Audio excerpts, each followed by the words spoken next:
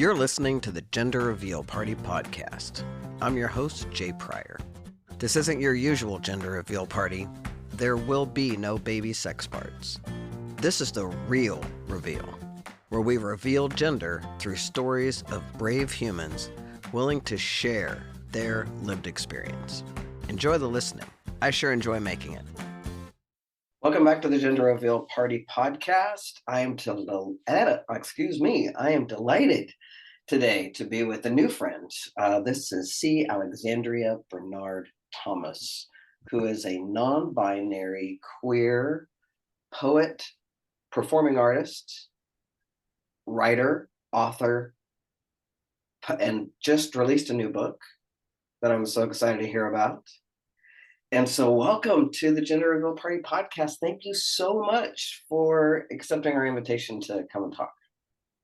Well, thank you for extending the invitation, and I'm honored, honestly, to be on the podcast. I've heard nothing but great things. Now I get to meet the person behind this wonderful podcast and actually get to speak to them. So I'm actually fangirling a little bit. Oh, I'm fangirling a little bit. See, isn't that great? I love that.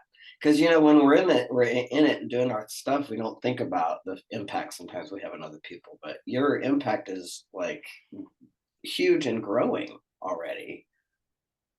Yeah, and I'm still trying to find ground with that. I've been performing and writing since age 13, performing for 29 years.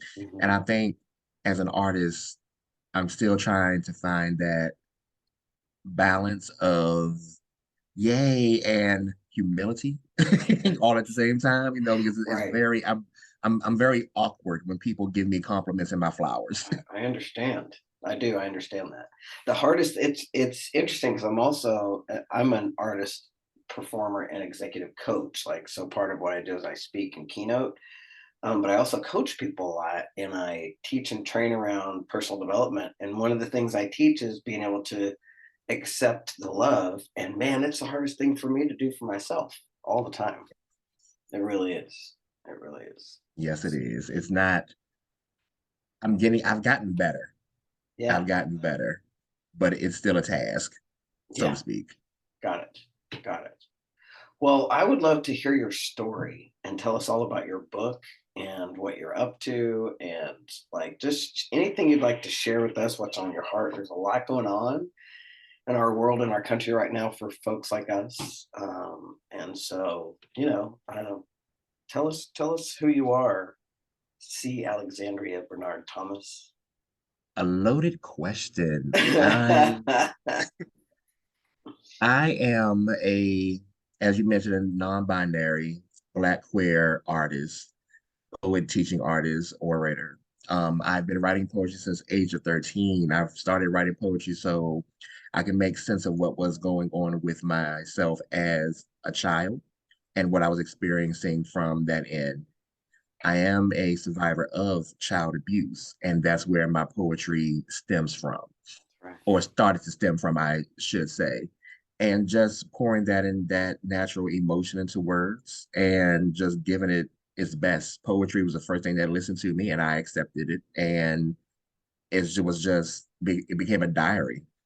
I have been afforded opportunities to read for colleges, to perform for colleges, become a mentor for youth and even adults who want to actually put their story into words or even make sense of their trauma.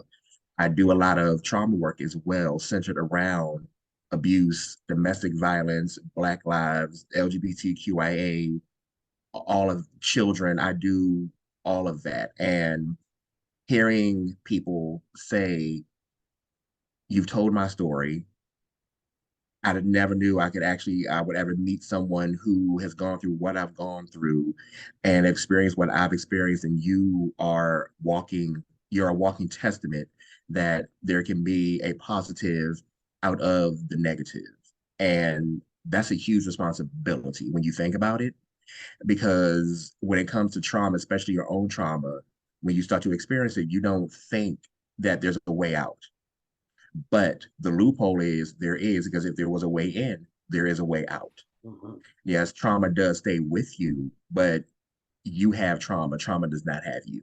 Yes. And my work is centered solely around healing, letting go, accepting, advocating, becoming, realizing. That's what my work focuses on. Yeah. I love that. I love that. And the healing aspect of your work and the at the same time, um, not there's no doubt that this is what we're talking about, right?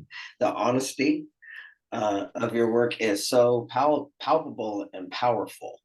And like I said, or like you said, you're actually having people reflected inside of that for you. Um, Tell me, you said you've been doing this for a long time. Tell me about the like some of those experiences for you. I'll start when I was 13. Let's go there. Um, when in school, they don't teach you much about poetry, but when they do, and during my era anyway, the only two poets that I only knew about or remember learning about were Langston Hughes and Maya Angelou. Mm, And so I gravitated to their work. mhm, And their work, it spoke to me for numerous and obvious reasons. It spoke to me. And a friend of mine one day while we were in class, and we were supposed to be working, but we were passing notes back and forth to one another because, why not? We were bored. And she dared me to write a poem. And I wrote it. And when I wrote the poem, I liked how I felt. Now, however, the gravity behind that poem was it was deep because it was actually, trigger warning, it was a suicide letter. mm, But it was in the form of a poem. mm, And that was the first time I honestly heard myself, if that makes sense, on mhm. paper. I actually Yes. saw myself on paper for the first time, and I saw my pain on paper. And once I saw me on paper, it was like looking at a black hole, and I didn't know what to do with it because it was this void. But this void was so full of pain, but it was still voided at the same time. So writing that poem, and like I said, it made me feel better. So I figured if that made me feel better, why not continue to do this? Why not continue to keep this up? So I just started writing. Every time I felt something, I would just write. Didn't matter if it was good, bad, funny, sad, indifferent, whatever. I just wrote a poem. Mhm, Um, Fast forward to age 23, I started sharing my poetry with a family member, my oldest sister, and she in turn took me to my very first open mic ever when I was 24 years old. And as a running joke, as I feel, she took me to this open mic so she would stop hearing my poetry because she got tired of being my audience. So I went to this open mic and I was nervous. I was petrified. I saw all these people in head wraps, African attire, and I'm like, oh my God, I'm not an artist. This is what a poet's supposed to look like. I'm not dressed like this because I was in a pair of blue jeans, a pair of white Nikes, and a white t-shirt. And I'm like, I am not a poet. I am not dressed for the attire. I am underdressed. And so then I went inside, was nervous, very first time on the open mic, and I put my name first. I don't know why I put my name first, but I put my name first. And the MC called me to the mic. I almost died because I was just so nervous. And this was my first time sharing me with a lot of people. And I was always, and even in my 20s, I always was very insecure. I had no confidence and I couldn't even look people into their eyes. My head was always lowered. mhm, So I got to the mic, and back then we didn't have phones. We had actual notebooks. I had my notebook with my poem that was written in it, and I held it up to my face the entire time while looking at the microphone so I can keep a barrier in between myself and the audience. And I didn't read the poem fast, but I read it the way that I felt it should have been read. And when I finished, I just walked off. I didn't hear nothing. I didn't see anything. I just walked off. The MC called me back and pulled me back up to the mic.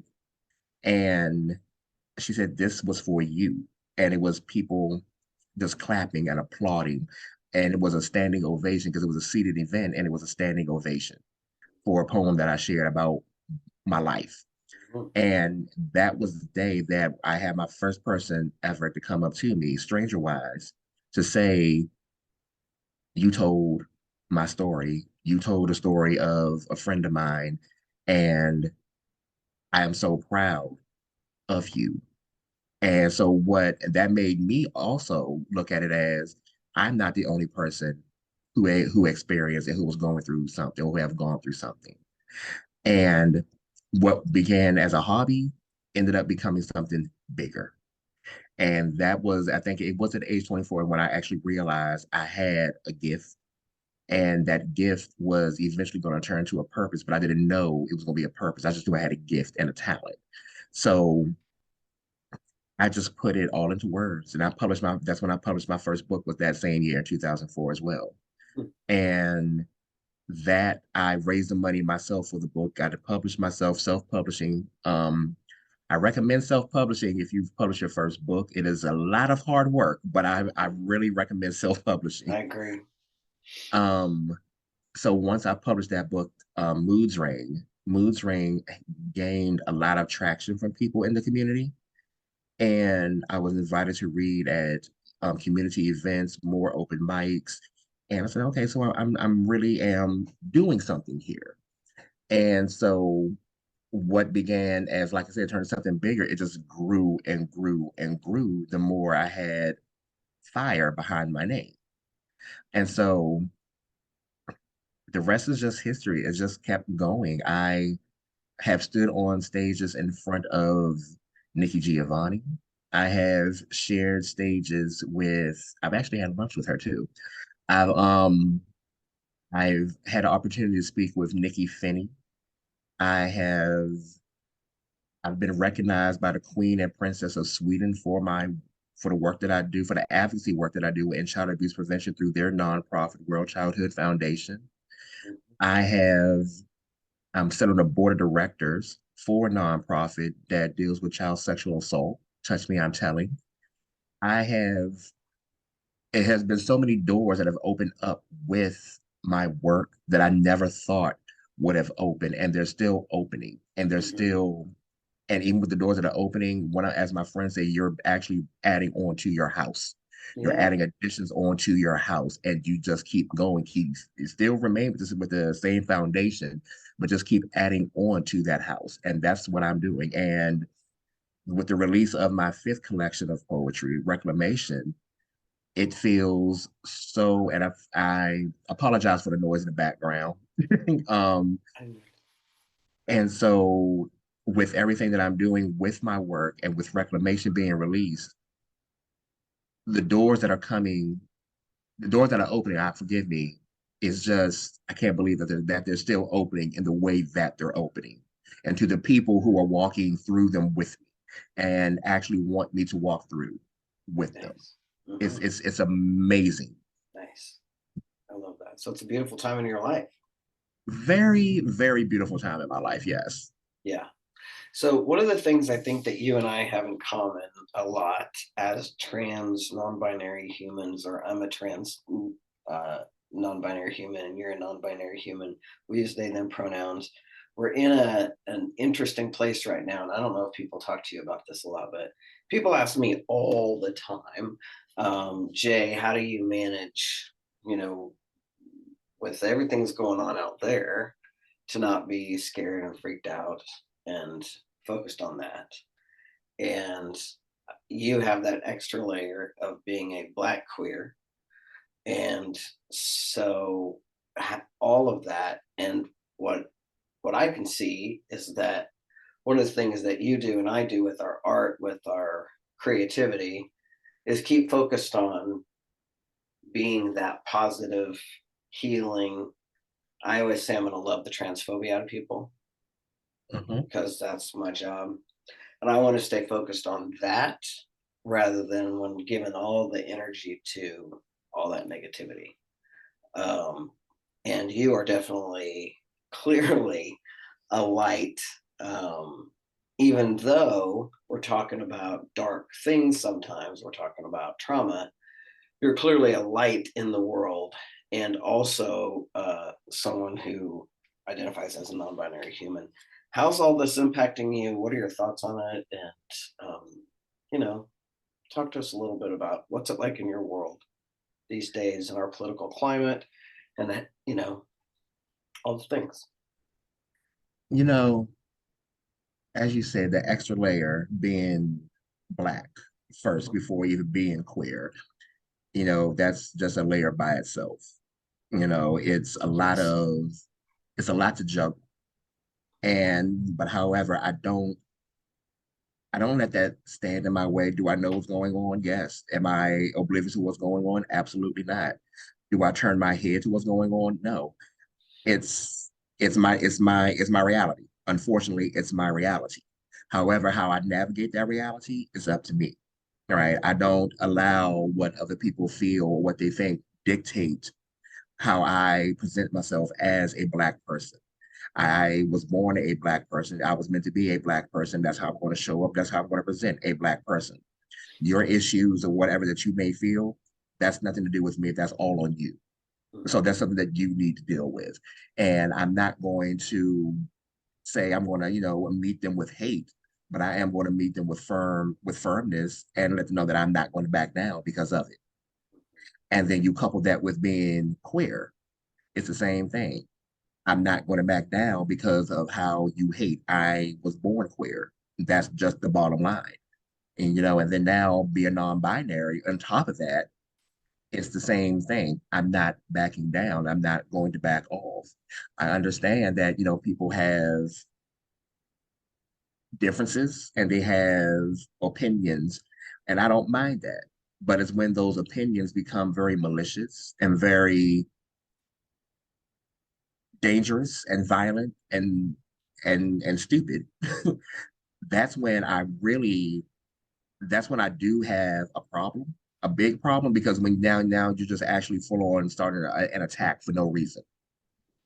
And again, I'm not going to meet hate with hate, but Mhm. I am going to stand my ground very firm. Mhm. Me being Black, queer, and non-binary is an absolute blessing. It Mhm. allows me to look at the world through a different lens. It allows me Right. to look at people through a different lens. It allows me to look at myself through a different lens. Mhm. I tell people I'm a kaleidoscope. You never know what you're going to get when you actually look through that little hole and you see all these shapes. You never know. I'm a kaleidoscope. And that's how I look at my I love that. non-binary status. I am, gender. What is gender anyway? You know, It's a good question. and I never Mhm. understood, even as a child, I never understood why I never understood gender. I never understood why boys had to be associated with the color blue, girls had to be associated with the color pink, little boys had to be these little ruffians playing around in dirt, and while girls had to be all prim and proper. And, had to have clean nails and all that. But if the roles were turned, then they're being everything but they're being, they're just being little tomboys, they're being little sissies, they're being whatever. I never understood that Yeah. because masculinity and femininity are not genders. They're just actions that are applied to a person, not the actual person with the penis or with the vagina to the actual person. Because I know a lot of feminine presenting men who present and identify as men who are heterosexual and Mhm. have wives and children, and then vice versa. A lot of masculine presenting women who are heterosexual and have husbands and have children. Mhm. It's not gender has become this blender of control when it comes to a person, and it's not fair. It's a box that we have been forced to check and to subscribe to fit society's comfortability while putting our comfortability on the back burner, or oftentimes just killing our comfortability just so that they can actually proceed and be the person who they want to be, with us being a puppet with them, and then us creating more puppets under that guise. I have never been that person, and I do Right. not understand. Yes, I grew up um accepting he him because in the household I had no other choice. But as I Right. got older, it's like, I don't have to do this anymore. I'm really in control of who I am and how I want to present myself and how I choose to identify, even how I choose to express myself. I exhibit both masculine and feminine energy. I do not subscribe to male or women roles or anything. I am just this wonderful person. If I like it, I'm gonna do it. If I don't like it, I'm not gonna do it. Right. What is gender?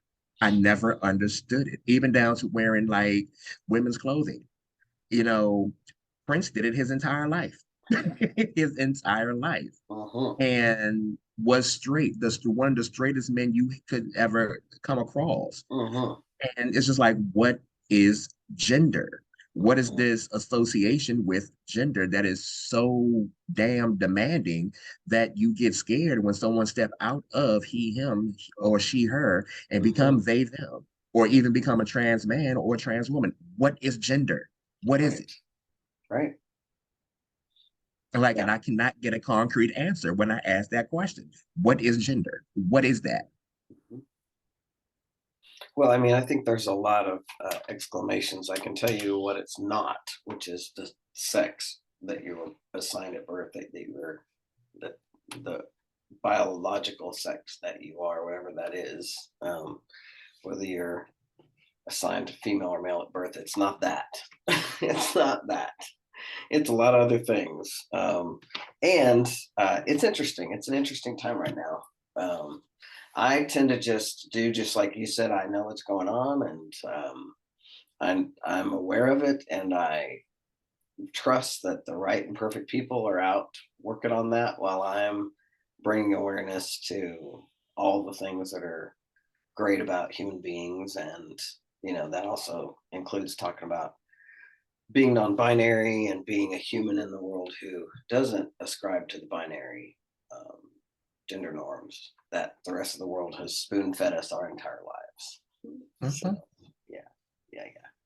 You just had a book opening. You want to tell me about that? Yes, reclamation. I'm happy about this book, Jay. I I'm so glad. this is my fifth collection of poetry, and this was the most nerve-wracking collection of poetry that Mhm, I've released in my 29 years of being a poet. And mhm, reason being is because this is truly the most honest I have been with my work mhm, and really looking at myself from every angle and holding myself accountable for things that I've done while mhm, holding everyone else accountable for what they've done to me. mhm, And I always start off with what I've done because I was a product mhm, of, I'm gonna say was, I am a product of the trauma. And mhm, with that trauma, how I chose to respond or how I chose to act because mhm, of the trauma. mhm, And looking at myself and holding myself accountable was paramount. And I felt I had to do that first before I held anything else accountable because I wanted to right my wrongs and start the forgiveness and the reconciliation with inside of me before I went outside of that. yeah, And when you heal, you have to look at both sides, yourself and then the other side. You just can't point the finger at someone else without wagging it at yourself as well. right. And that's what this book it talks about. It even like my my relationship with love, my relationship with self, my relationship with being Black and queer and non-binary, the passing of my mother, the lack of relationship with my father. It's all of that is in this book. And even a poem that's dedicated strictly and solely to my non-binary status is in the book. And I actually had a dream about that poem, and I woke up and had it memorized and wrote the poem from dream. Mhm, And so that's in the book. So this book is it's described as the self-guided healing book, as some mhm. people have called it. Okay. And I just look at it as my heart and blood on paper. And I totally get it. not to take away from the book, but artists, we're always hard on ourselves and we're always gonna be very humble and with ourselves. But that's all it is to me. It's my heart and it's my blood on paper. And it was just a way for me to get the screaming out even more and even Yes. more so in that way. And being 42 years old and actually finally making sense of everything and realizing who I am, that's what this book is about. Yeah, I completely resonate with that. I want to get my hands on that, and I want to read that. I haven't. I apologize that I haven't read it yet. But I had the same experience. Actually, this podcast got created out of a one human show that I wrote, which is very much the same, like a real I don't know, was kind of a exorcism almost, for lack of a better word, um, of some of that lived trauma for me. And it's interesting to me how, for me anyway, as an artist, being able to purge that out of me, it transforms me, and then I'm on to the next thing I want to create, right? I don't know Mhm. if you have that same. It's like, okay, good. And now I'm focused on this next thing. And sometimes it's hard for me, especially as a business person, to like keep focusing on like a particular thing, because I'm like, okay, and now that's done. Now I'm like, okay, creative mind, where are we going next? You know, it is the same way for me. I find myself when I finish and when I wrote Reclamation, I was like, okay, so now what am I going to do now? I have to do something else. I have to do something else. What am I going to do? What am I going to do? And I just found myself wanting to create, wanting to keep producing, wanting to just keep being in that mode of artist and artistic everything.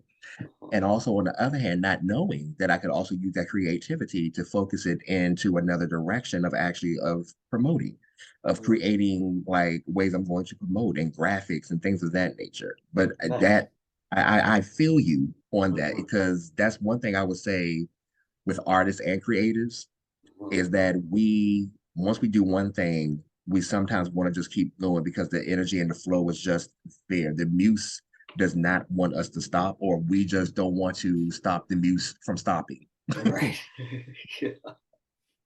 Yeah, I definitely go through dry spells though, where it's like, I just don't know. I don't know. And it's like, oh, but usually then it's like things like I'll get an idea, like I made my kid a toy that I really invested some energy and time in. It's a different project, it's a different creative project, but it's not a business, not the same as the kind of work I do. You know what I mean?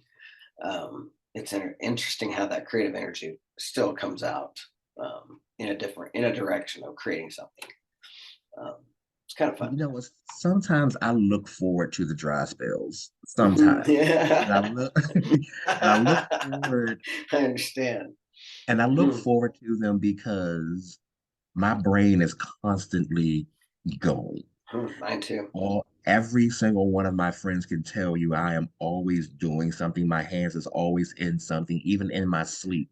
Mm. I am doing something. That's funny. And so I honestly sometimes look forward to those moments when it's just like, and I don't have to worry, and because I know I don't have to worry Yes. myself to death about Yeah. creating or doing something. Yeah. Yeah. Yeah. Anything in particular you want to share with our audience? Um, I don't know. I feel like now I'm on the spot, Jay.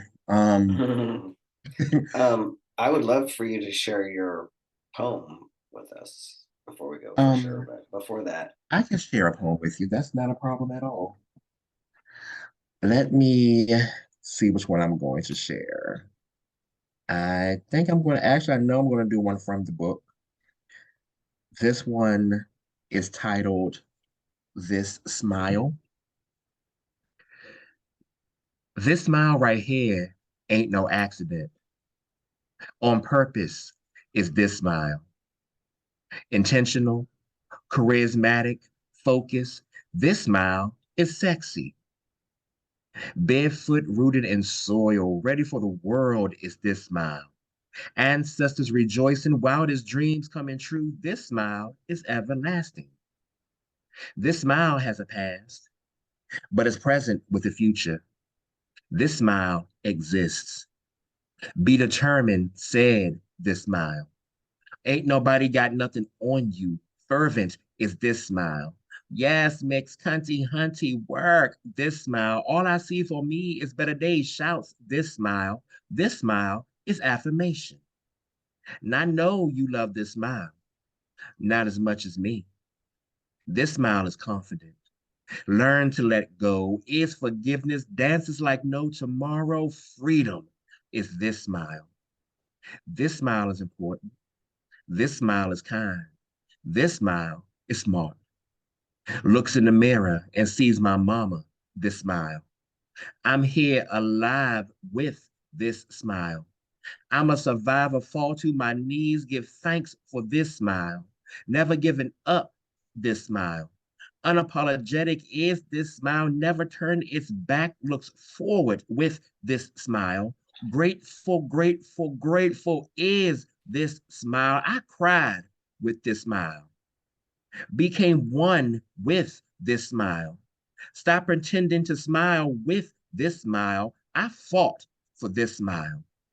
Y'all, I love this smile. Wow. Wow. Thank you, thank you, thank you. Thank you. Thank you. Yes, that's from my book Reclamation. You can get it from my website, imcthomas.net. Thank you for saying that. And where else can we find you? On social? I am on IG at C Thomas Works. That's the letter C, Thomas Works. I am on Facebook. I really am not on Facebook, but I'm on Facebook. But Yeah. you can find me on Facebook as well. But mainly do all of my business and operation and socializing on Instagram. Great. Want to share anything else before we go? Um, can I share a word of encouragement? Yes, please. I just want everyone to remember that you are more than anybody, including yourself, has made you feel or has set you out to be. You deserve to shine. You deserve to be. And when they try to snuff your light, you glow harder. And don't let them do any injustice to that sunshine within you internally. Nice. Glow harder. I love that. That's a great phrase for you. Glow harder Thank with you. that smile. Beautiful smile. Thank you. Thank Thank you. you. Absolutely. Thank you. Hey, thanks for listening to the Gender Reveal Party podcast. I hope you loved it. And if you did, would you take a second and go do all the things like subscribe, rate, review, tell all your friends? Apparently, if you do that, the podcast platforms are more likely to share it. And if you think these stories are important, please take 3 minutes to just go do that. I'd really appreciate it. Also, I'd love to connect with you on social. On Instagram and Facebook, I'm at the Gender Reveal Party, and on Twitter, I'm at Prior J. It's a real joy and privilege to bring you this podcast. Come back soon. Love you, bye.